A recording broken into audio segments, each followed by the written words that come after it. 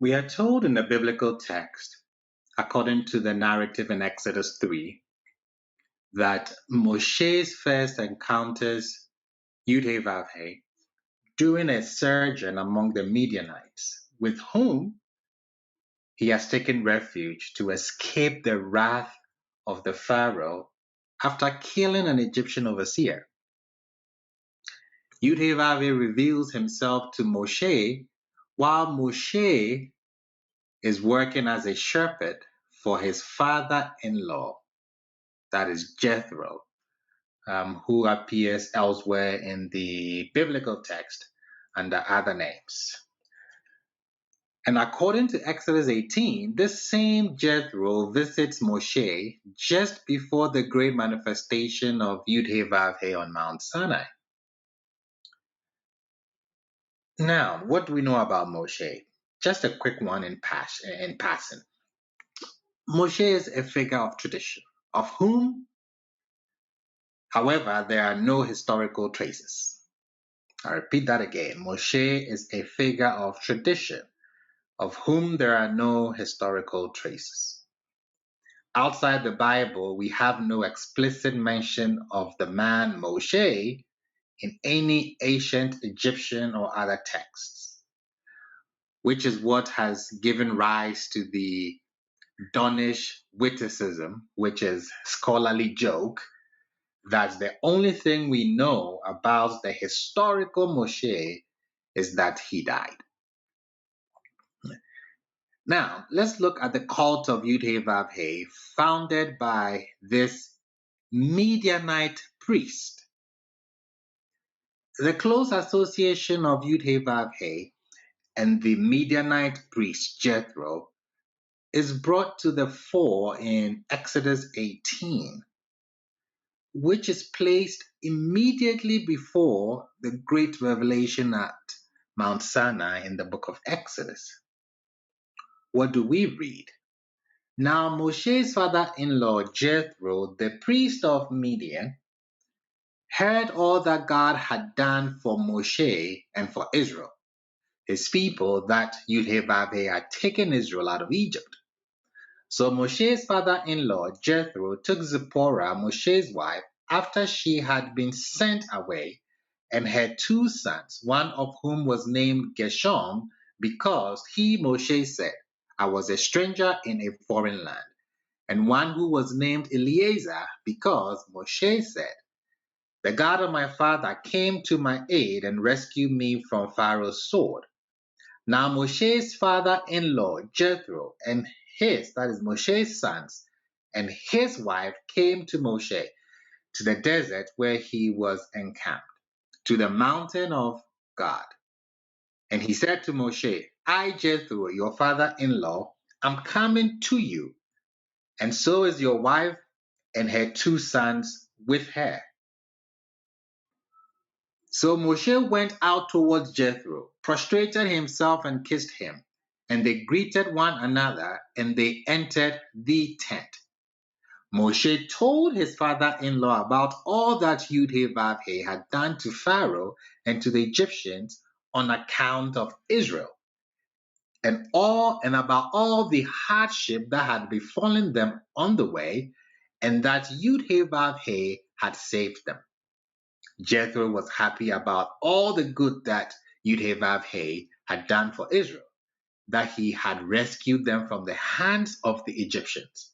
Thereupon Jethro said, Blessed is YHVH, who has rescued you from the hands of the Egyptians and from the hand of Pharaoh, who has rescued the people from beneath the hand of the Egyptians. Now I know that YHVH is greater than all the deities, for with the thing that they plotted, he came upon them. Then Moshe's father-in-law Jethro sacrificed burnt offerings and peace offerings to God, and Aaron and all the elders of Israel came to dine with Moshe's father-in-law before God. Verses 12 here presupposes the existence of an altar for sacrifices to this deity, YHVH, though the altar is not set up until Exodus 24, verses 4. I repeat that.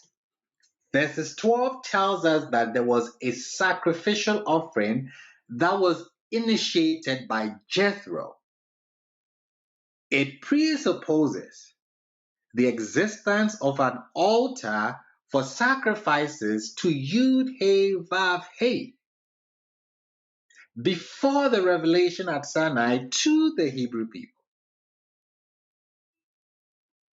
Though the altar which Israel is set to set up is after here.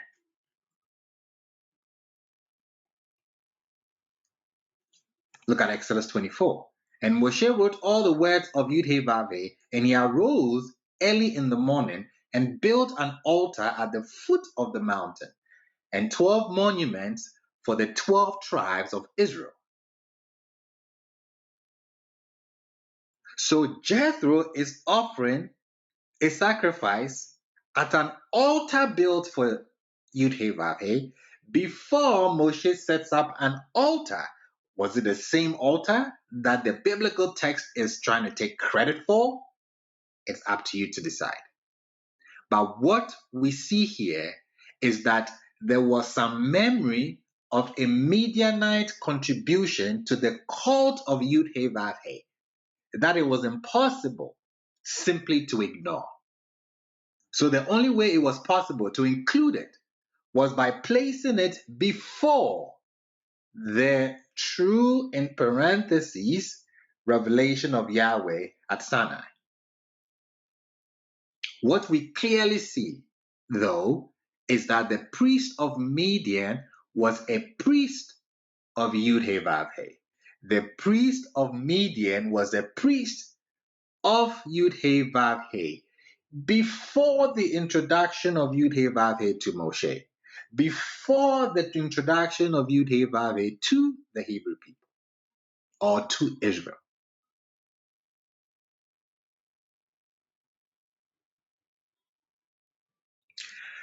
Notice this here in Exodus 18.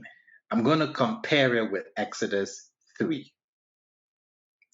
Now Moshe's father-in-law Jethro and his sons and his wife came to Moshe to the desert where he was encamped, to the mountain of God. Exodus 18. Exodus 3 tells us Moshe was pasturing the flocks of Jethro, his father-in-law, the chief of Midian, and he led the flocks after the free pasture land, and he came to the mountain of God, to Horeb. So the comparison between Exodus 18:5 and Exodus 3:1 suggests that, number one, the mountain of God was located in Midianite territory, and that Jethro was there to greet Moshe when he arrived. It is quite striking that Jethro knows the name of this deity, YHVH, although it is nowhere stated that Moshe had communicated this name to his father-in-law.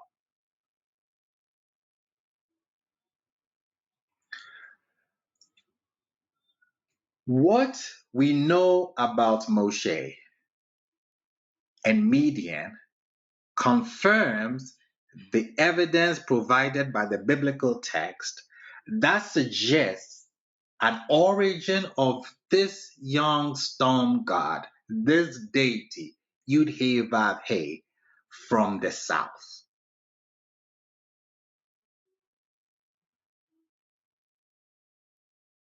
Okay, now, since we are in Midian, since we are talking about Midian, let's pay attention to what we are told happened at Midian when Moshe encounters this deity for the first time.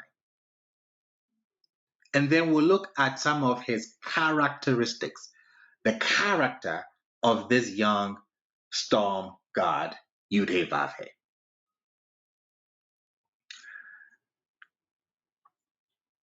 This is Papyrus Anastasi VI. This papyrus mentions the Shasu of Edom during the reign of Seti II. Here, the Shasu are linked with Edom.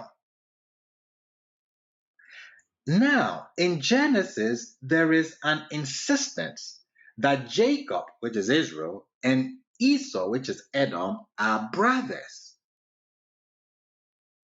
These texts give the impression of a privileged connection between Israel and Edom compared with relations or with their relations with their other neighbors. It's critical. These texts, repeating myself, give the impression of a privileged connection between Israel and Edom compared with their relations with their other neighbors. What are we told in the biblical text about Edom? Deuteronomy 2. And command the people, saying, you are about to pass through the boundary of your kinsmen, the children of Esau, who dwell in Seir, and they will be afraid of you. Be very careful. You shall not provoke them, for I will not give you any of their land, not so much as a footstep, because I have given Mount Seir to Esau for an inheritance. I have given what? Mount Seir to Esau for an inheritance. So Deuteronomy 2 states that it is YHVH, this deity of the south, who has given Seir to the sons of Esau. We see a similar remark in Joshua 24 verses 4. You can look that up. In Deuteronomy 23:2, we are told, you shall not despise an Edomite, for he is your brother. Okay. Now, why does the biblical text not condemn the national god of Edom? I believe it's a legitimate question because the biblical text repeatedly condemns the national gods of the Moabites and Ammonites, Chemosh and Milcom, but never the god of Edom. Look at 1 Kings 11. King Solomon loved many foreign women, and the daughter of Pharaoh, Moabites, Ammonites, Edomites, Zidonians, Hittites, of the nations about which YHVH has said to the children of Israel, you shall not go mingle among them, and they shall not come among you, for certainly they will sway your heart after their deities. To these did Solomon cleave to love them, and he had 700 royal wives and 300 concubines, and his wives turned away his heart. And it was at the time of Solomon's old age that his wives turned away his heart after other gods, and his heart was not whole with YHVH, his God, like the heart of David, his father. And Solomon went after Ashtaroth, the goddess of the Zidonians, and after Milcom, the abominations of the Amorites, or Ammonites, sorry. And Solomon did what was displeasing to YHVH, and he was not completely devoted to YHVH, as was David his father. Then did Solomon build a high place for Chemosh, the abomination of Moab, on the mountain that is before Jerusalem, and for Molech, the abomination of the children of Ammon. And so he did for all of his alien wives who offered incense and slaughtered sacrifices to their deity. And YHVH became angry with Solomon because his heart had digressed from YHVH, God of Israel, who had appeared to him twice. Notice, very interesting, that the author of the text of 1 Kings 11 criticizes King Solomon for his numerous wives who draw him toward the cult of their national gods. Curiously, despite the presence of Edomite women among his wives, the biblical text mentions only the names of the gods of the Ammonites, Moabite, Sidonians, and not that of the God of Edom. So the question is, why does the biblical text make it a point of not condemning or mentioning the national god of Edom, whose name was Caus or Kos?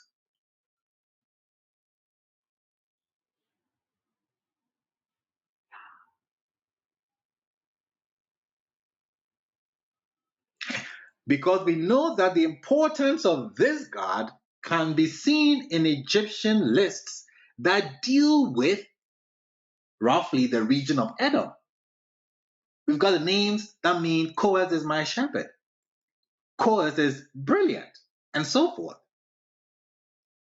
We know that his popularity, this god of Edom, reached its zenith in the Idumean or Nabatean period, that is from the 4th century onwards. Why is it not condemned? Is a legitimate question to ask. Well, the name of the god of Edom has Arab connotations and signifies bow, like a bow. Either he is a deified bow or he is simply a god of war. Interesting. God of war. Sounds like Yud-Heh-Vav-Heh.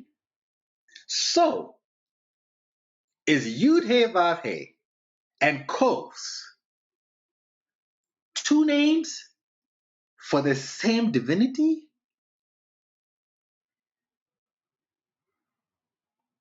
I would leave that for you to judge.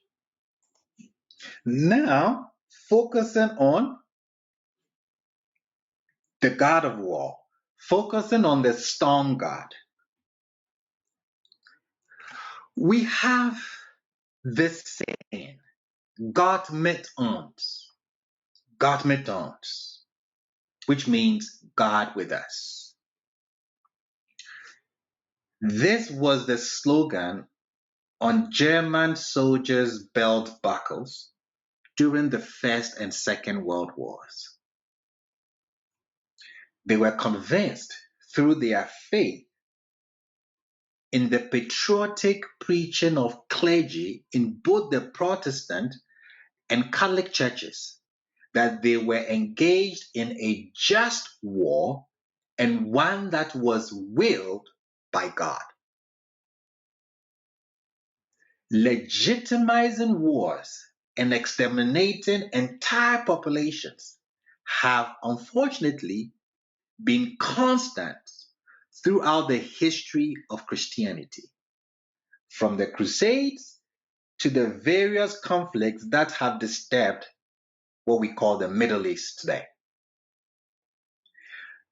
The invocation of a God who is a warlord, God of war, demanding absolute submission could easily be based on a number of Old Testament texts where the theme of God as both warrior and absolute sovereign plays a major role.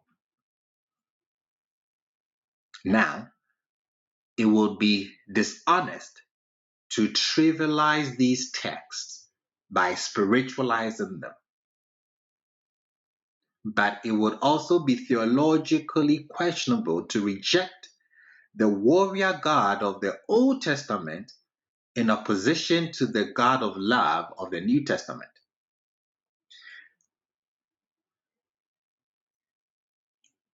The warlike and tyrannical conceptions of God are covered mainly in the books of Deuteronomy and the conquest narratives of the book of Joshua and then Kings.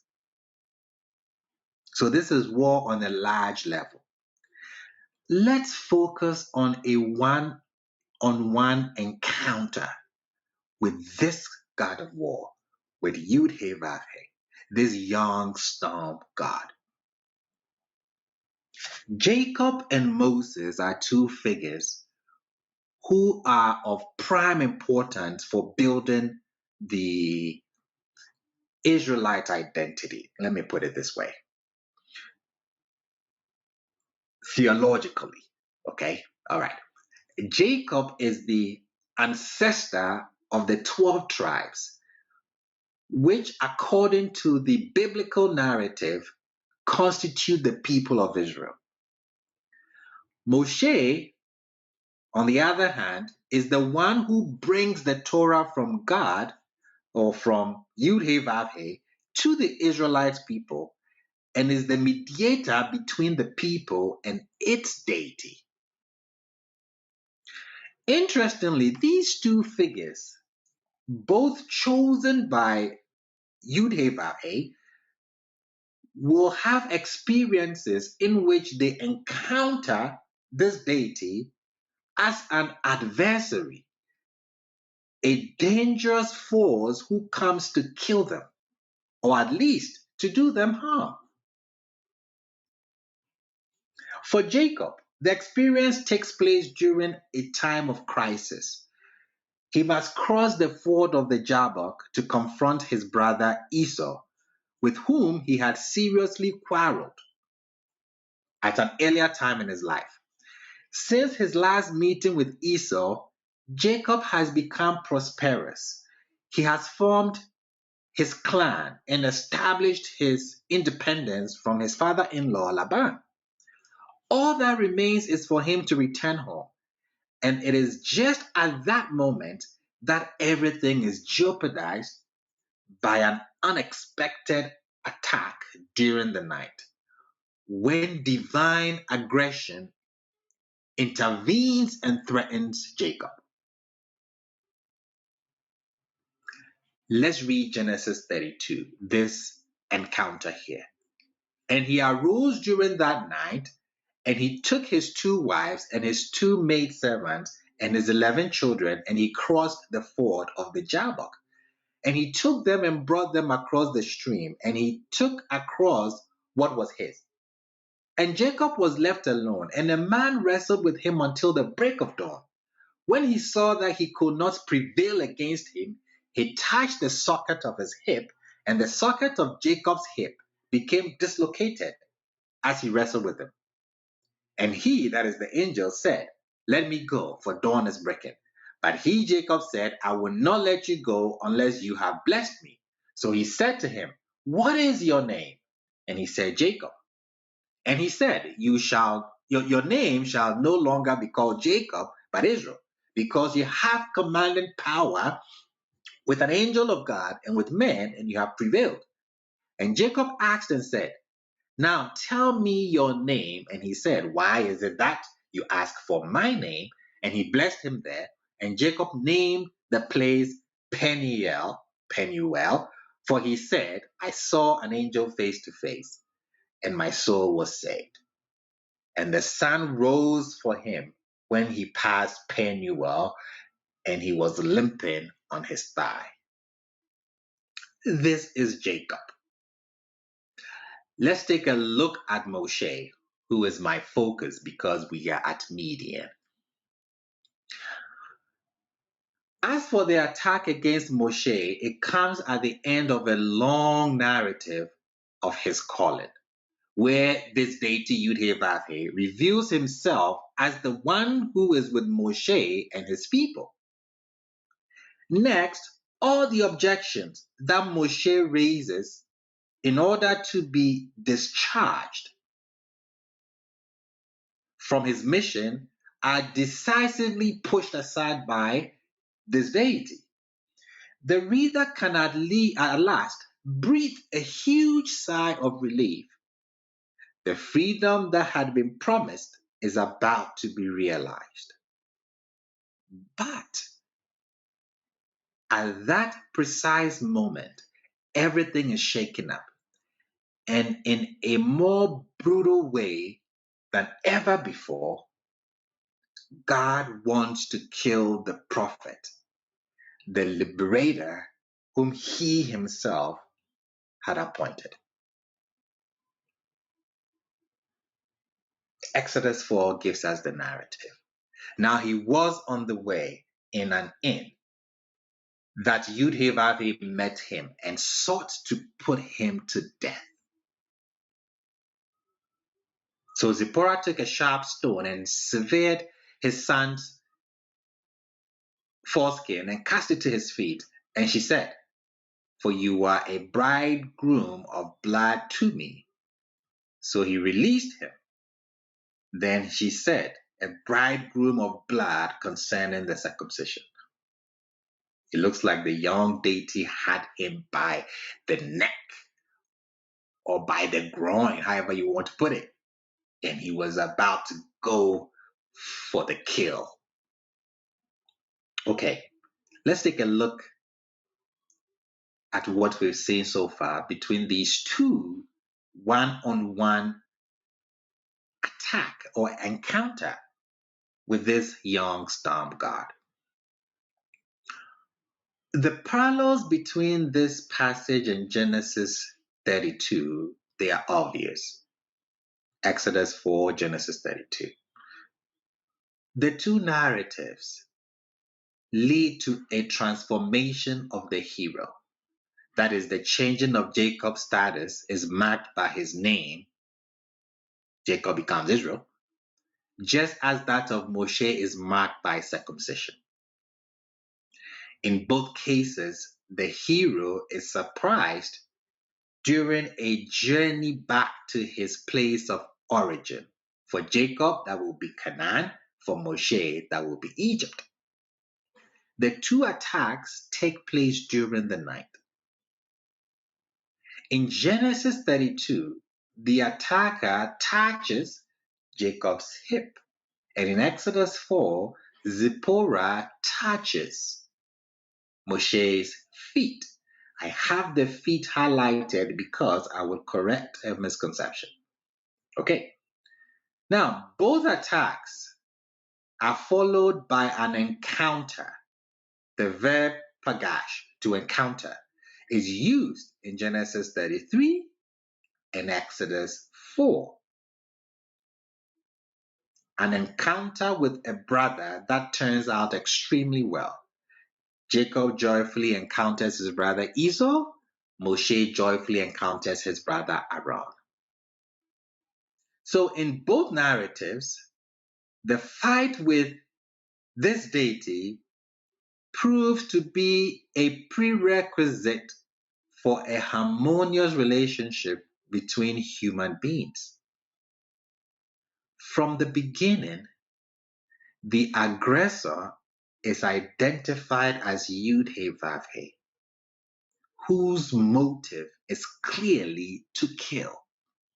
I'm focusing on Moshe in Midian because we are in the south. We are looking at the origins of this deity. We found his origins. I'm pointing out to you some of his characteristics. What is particularly remarkable here is the fact that Moshe's life is saved from God's attack thanks to the intervention of his wife Zipporah.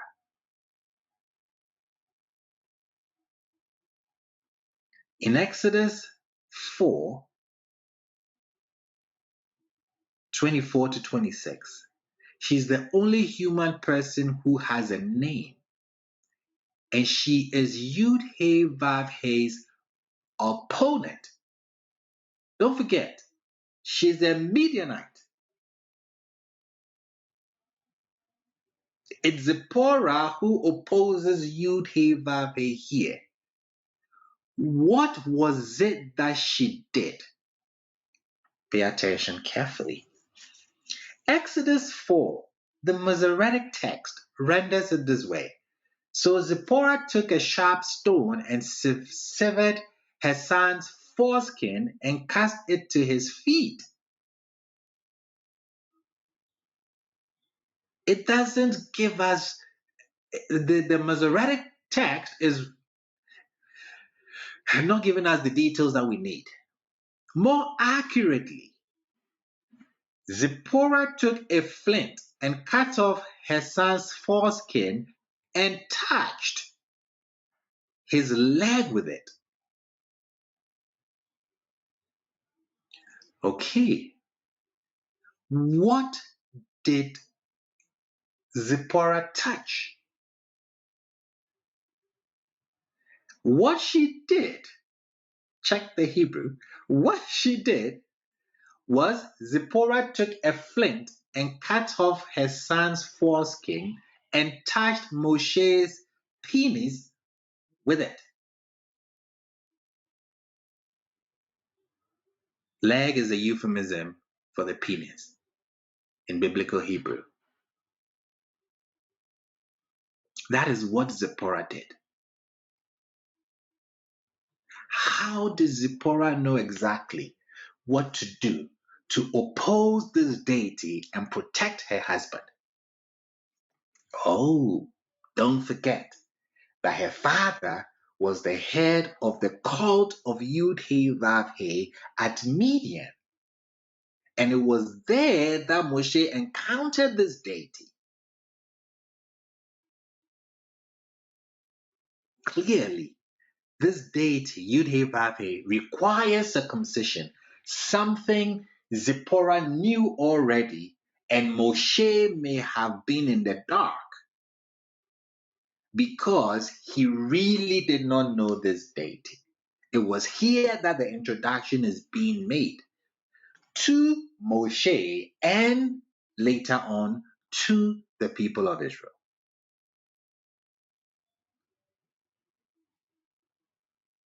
So, this storm god, this young storm deity, the god of war, YHVH, tried to kill Moshe. But why? Zipporah apparently knew the reason. It was because Moshe was uncircumcised. I'll repeat that. Because Moshe was uncircumcised.